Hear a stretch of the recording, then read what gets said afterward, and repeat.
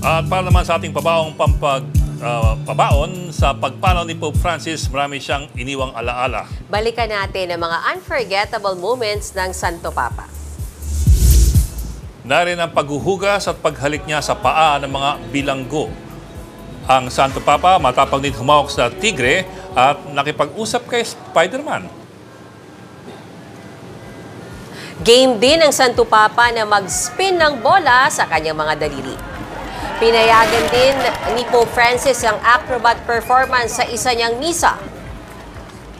Marami ring pagkakataon na hindi niya pinaalis ang ilang batang naglalaro habang siya ay nasa altar. Katunayan, nakikipaglaro pa ang Santo Papa sa kanila. Ang mga ganyang moment kay Pope Francis ang dahilan kaya siya natatangi at mahal ng mga Katoliko. Mga kapatid, may Los Baños po. Huwag magpahuli sa mga balita at impormasyong dapat ninyong malaman.